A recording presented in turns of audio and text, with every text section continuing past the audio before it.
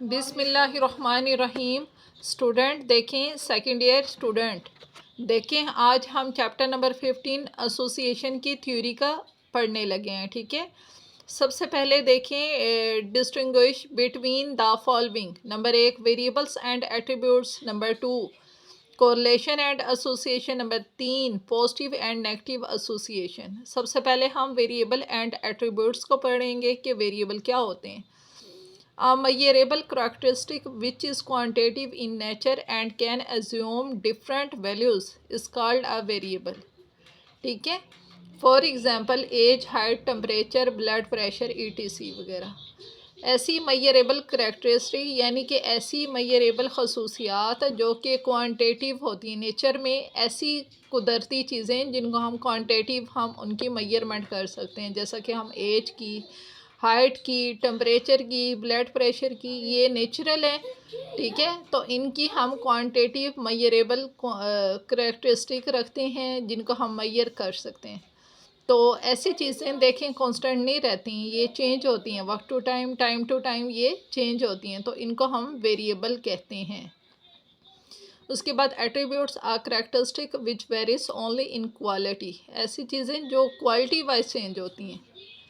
From one individual to another is called an attributes. एक इंसान से दूसरी, ये एक चीज़ से दूसरी चीज़ में हम जो खूबसूरती या क्वालिटी हम मेजर करते हैं उसको हम देखते हैं। देखें, क्वालिटी की कभी भी मेजरमेंट नहीं होती, इसकी एब्सेंस या प्रेजेंट को हम मैटर करते हैं। जैसा कि हम कहते हैं इसमें ये खूबी है, ये खामी है, वगैरह वगैरह। An attribute cannot be measured numerically but only in presence या absence can be observed. For example, eye color, religion, beauty, liking and disliking, etc. उसके बाद नंबर 2 हम डिफरेंस देखते हैं, कोरिलेशन एंड एसोसिएशन। तो इसको हम पढ़ते हैं कि what is correlation. The interdependence. Interdependence क्या होती है, एक चीज़ का एक पे इंसार है तो दूसरे का फिर पहले पे, एक दूसरे पे जो इन्हिसार होता है उसको हम कहते हैं इंटरडिपेंडेंस। बिटवीन टू वेरिएबल, दो वेरिएबल का एक दूसरे पे जो इन्हिसार होता है is called correlation. If two variables vary in such a way that they a change in one variable is accompanied by the change in other variable.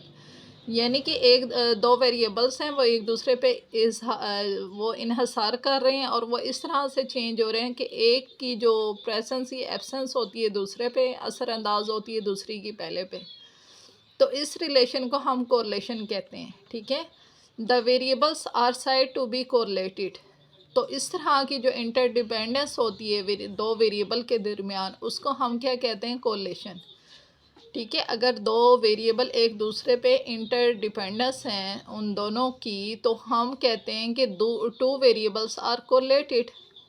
For example, the increase in height of children and their weights. ठीक है, अगर height बढ़ती है तो wait में भी इजाफा हो रहा है। ठीक है, यानी कि एक वेरिएबल अगर चेंज हो रहा है तो दूसरा ऑटोमेटिकली उसकी बिना पे चेंज हो रहा है। The increase in the amount of rainfall and the yield of wheat, ETC। ऐसे बारिश की ज़्यादती से फसलों की सैराबी होती है बेहतर, तो उनकी वजह से हमें उसकी पैदावार में भी इजाफा होता है। ठीक है, तो यहाँ हमने पढ़ा है इसको कोरिलेशन क्या होती है। कोरिलेशन बेसिकली क्या है, इंटरडिपेंडेंस है बिटवीन टू वेरिएबल की। उसके बाद हम क्या पढ़ते हैं, association. The relationship between two attributes is called association. अगर दो वेरिएबल के दरमियान, अगर हम वेरिएबल नहीं, एट्रीब्यूट्स के दरमियान, एट्रीब्यूट क्या होते हैं जो कि क्वालिटी वाइज वेरी कर रहे होते हैं। ठीक है, टू एट्रीब्यूट्स के दरमियान अगर हम रिलेशनशिप को देखते हैं तो वो हमारी एसोसिएशन कहलाती है। Two attributes A and B are said to be associated if they are not independent।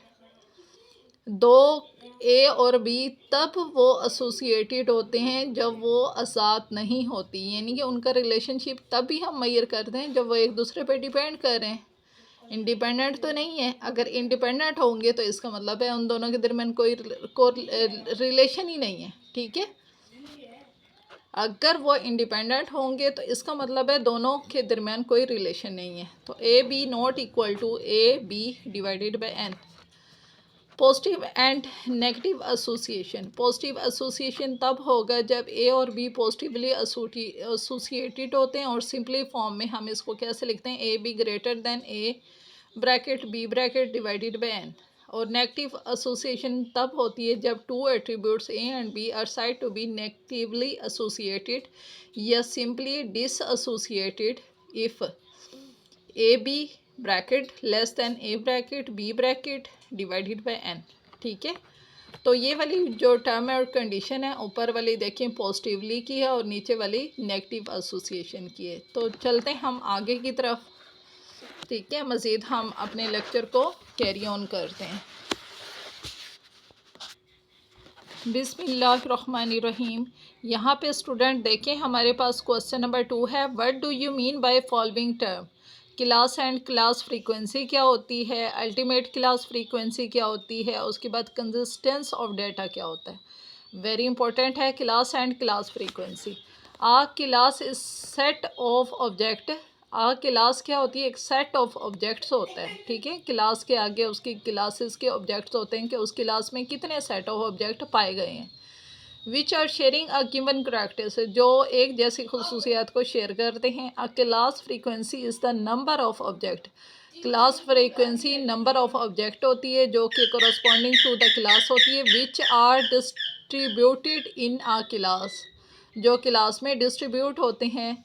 Class frequency are denoted by enclosing the class symbol in the brackets, और इसको हम क्लास फ्रीक्वेंसी को हम ब्रैकेट में show करते हैं।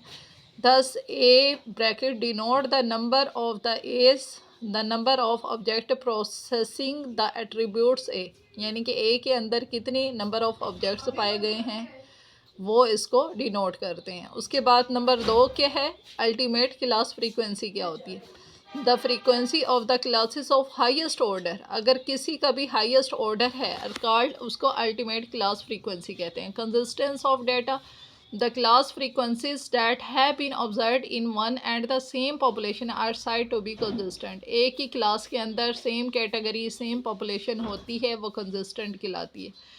If they confirm with each other and do not conflict with each other, वो एक दूसरे को कन्फर्म करते हैं लेकिन कन्फ्लिक्ट नहीं करते। ठीक है गाइस, आगे फिर हम बाद में स्टडी करेंगे। Thank you for watching. अल्लाह हाफिज़।